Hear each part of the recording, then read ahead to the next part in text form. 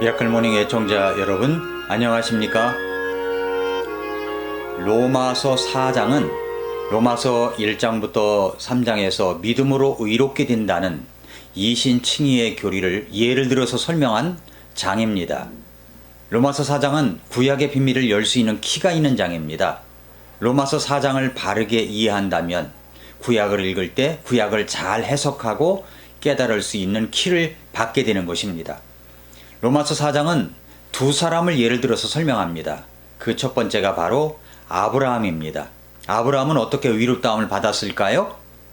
로마서 4장 2절은 이렇게 말씀합니다. 만일 아브라함이 행위로 의롭게 되었으면 그 일에 대하여 자랑할 것이 그에게 있으려니와 하나님 앞에서는 없느니라.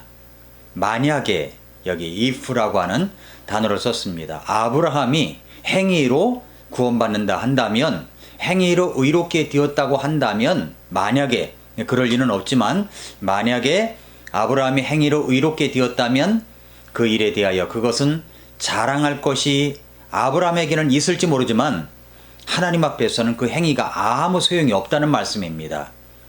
이것에 대하여 성경 기록은 무엇이라고 말할까요? 로마서 4장 3절은 이렇게 말씀합니다. 성경 기록이 무엇라 말하느냐? 아브라함이 하나님을 믿음에 그것을 그에게 의로 여기셨느니라 하느니라. 결론부터 이야기한다면 아브라함은 행위가 아닌 믿음으로 의롭게 된다는 사실을 입증한 사람입니다. 아브라함이 하나님을 믿음에 그것을 그에게 의로 여겨 주셨습니다. 의롭게 되는 것은 행위로 되는 것이 아니기 때문입니다. 성경 기록은 무엇이라고 말씀하고 있습니까? 여기서 성경은 모세 오경을 말하는 것이죠. 아브라함이 하나님을 믿었기 때문에 그것을 하나님께서 의로 여겨 주셨습니다. 아브라함이 하나님을 믿었다는 말씀은 어디에 나올까요? 그 말씀이, 그 내용이 바로 창세기 15장에 나옵니다. 이 말씀에 보면 아브라함이 하나님의 명령을 받고 가나안 땅에 온 지 10여 년이 지난 때였습니다. 하나님께서 아브라함에게 나타나셨습니다. 하나님께서 아브라함에게 말씀하신 약속이 무엇이었습니까? 창세기 12장 1절부터 3절에 보면은 복과 민족과 그리고 땅이었습니다. 땅, 민족, 복이었습니다. 12장 1절부터 3절에 보니까 이렇게 말씀했습니다. 그런데 전에 주께서 아브라함에게 이르시되 너는 네 고향과 친족과 아버지 집에서 나와 내가 네게 보여줄 땅으로 가라. 내가 너로부터 큰 민족을 만들고 네게 복을 주어 네 이름을 크게 하리니 네가 복이 되리라. 너를 축복하는 자들에게는 내가 복을 주고 너를 저주하는 자에게는 저주를 내리리니 네 안에서 땅의 모든 가족들이 복을 받으리라 하셨더라 라고 했습니다. 그런데 아브라함은 지금 땅도 민족도 없었습니다. 아직도 복을 받았다고 말하기도 어려웠습니다. 하나님의 약속의 말씀만 믿고 무작정 떠나왔는데 이루어진 것은 아무것도 없었습니다. 그러던 중에 소돔 땅에 있던 조카 롯이 적들의 연합군에게 잡혀갔다고 했을 때 집에서 훈련된 318명의 군사를 거느리고 쫓아가서 연합군을 대파하고 롯을 찾아가지고 왔습니다. 바로 그때 아브라함은 여러 가지로 불안하고 두려움으로 하루하루를 보내고 있던 때, 그때 하나님께서 아브라함을 찾아오셨습니다. 그리고 이렇게 말씀하십니다. 창세기 15장 1절에 보면은 이 일들 뒤에 어떤 일이 벌어진 뒤죠. 이 일들 뒤에 주의 말씀이 환상 속에서 아브라함에게 임하여 이르시되 아브라함아 두려워하지 말라. 나는 네 방패요 네가 받을 지극히 큰 보상이니라 하시니 라고 했습니다. 아브라함아 하시면서 두 가지를 말씀하셨습니다. 하나는 나는 너의 방패다. 또 하나는 네가 받을 지극히 큰 보상이다. 이 두 가지를 말씀하셨습니다. 자, 여기에서 나는 네 방패다 라고 하실 때 사실 아브라함은 이것을 확실히 믿을 수가 있었습니다. 왜냐하면 15장 1절에 이 일들 뒤에 라고 하는데 그 일이 뭐냐면 318명을 거느리고 가서 연합군을 대파하고 올 수 있었던 때, 그것은 자기 힘으로 된 것이 아닌 걸 알고 있었습니다. 이미 14장에서 멜기세덱 왕이 맞이하는 장면을 통해서 그는 충분히 그런 사실을 알고 있었습니다. 그래, 위험 속에 있을 때 나의 방패는 하나님이야. 그래서 아마도 이 말씀에 아멘이라고 했을 것입니다. 두려움에 떨지 마라. 나는 네 방패야. 아멘 하는 아브라함. 그런데 두 번째는 나는 네가 받을 지극히 큰 보상이니라 라고 하시는데 이 말에는 선뜻 아멘이라고 하기가 어려웠을 것입니다. 그래서 이렇게 반문합니다. 창세기 15장 2절에 보니까 이렇게 말씀했습니다. 아브라함이 이르시되 주 하나님이여 무엇을 내게 주려고 하시나이까? 나는 아이가 없이 지내오며 내 집의 청지기는 다마스쿠스에서 온 이 엘리에셀이니이다 하고 라고 했습니다. 보상이라고요? 하나님 저를 통해서 민족을 이루게 하시겠다고요? 민족은 둘째치고요. 저는 아직 자식도 없습니다.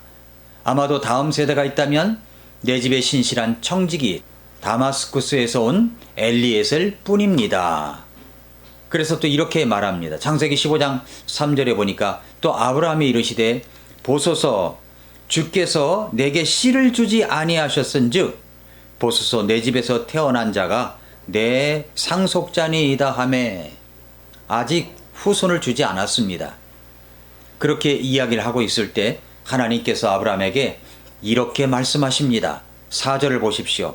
보라 주의 말씀이 그에게 임하여 이르시되 이 사람은 그러니까 엘리에셀이죠. 이 사람은 네 상속자가 아니요 오직 네 뱃속에서 나올 자가 네 상속자가 되리라 하시더라라고 했습니다. 아니야. 네 종은 상속자가 아니야.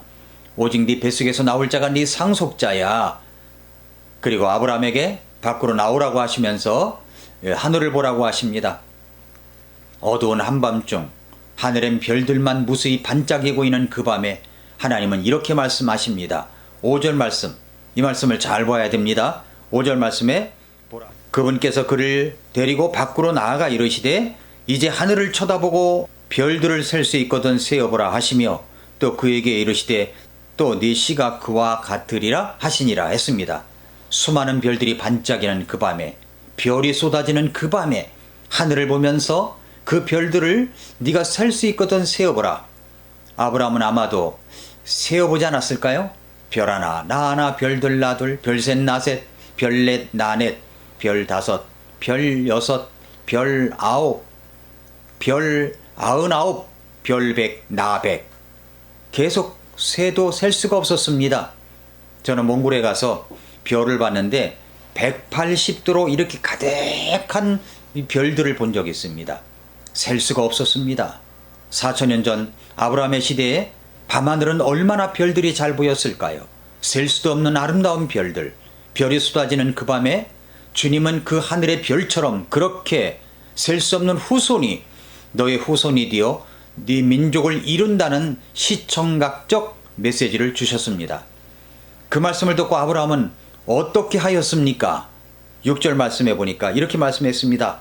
아브라함이 주를 믿으니 그분께서 그것을 그에게 의로 여기시고 했어요. 아브라함이 하나님을 믿었습니다. 그 믿음으로 아브라함은 의롭게 된 것입니다. 아브라함은 믿음으로 의롭게 되었습니다. 행위가 아닙니다. 행위로는 하나님 앞에 의롭다 함을 받을 육체가 없습니다. 하나님을 믿으려면 내 생각을 포기해야 합니다. 자기 생각이 가득한 사람은 하나님을 믿을 수가 없습니다. 내 생각을 포기하고 하나님의 말씀을 믿어야 합니다. 우리의 생각을 포기하고 이렇게 물어야 합니다. 성경 기록이 무엇을 말하느뇨? 그렇습니다. 내 생각을 포기하고 성경 기록이 무엇을 말하는가를 물어야 합니다. 그리고 그 성경이 말씀하시는 그 말씀을 받아들이는 것, 하나님께서 말씀하시는 것을 받아들이는 것, 그것이 바로 믿음입니다. 아브라함이 하나님을 믿었습니다. 아브라함은 하나님께서 셀 수도 없는 후손들을 주시고 그 민족들을 통해서 온 세상이 복을 받는 그 놀라운 사실을 믿었습니다. 아브라함의 후손을 통해서 사실 예수 그리스도가 태어나십니다. 마태복음 1장은 그 아브라함부터 출발하여 예수 그리스도의 족보를 말합니다. 셀 수도 없고 잴 수도 없는 하나님의 사랑, 복음의 진리의 주인공 예수 그리스도가 이 땅에 오셨습니다. 사랑하는 애청자 여러분, 아브라함은 행위로 하나님 앞에 의롭다함을 받은 사람이 아닙니다. 아브라함은 믿음으로 의롭다함을 받은 것입니다. 우리의 구원도 행위로서는 구원받을 수가 없습니다. 오직 믿음으로만 내가 죄인인 것을 회개하고 주 예수 그리스도께서 나의 모든 죄를 용서하신 그 사실을 믿고 받아들이는 자, 영접하는 자에게 구원이 임합니다. 이 사실을 이해하지 못하고 받아들이지 못하는 사람들, 그때 당시 유대인들을 포함해서 오늘날의 소위 교회만 왔다 갔다 하는 교인들에게 말씀하시고 있는 내용이 바로 오늘의 내용입니다. 여러분은 구원받으셨습니까? 여러분이 구원받은 사실을 입증할 수 있습니까? 그것은 정말 너무나 중요한 질문입니다. 이것은 정말 너무나 중요한 질문입니다. 나의 구원의 여부가 영원한 삶을 갈라놓기 때문입니다. 여러분은 구원을 받으셨습니까? 정말입니까? 오늘도 미라클 모닝입니다.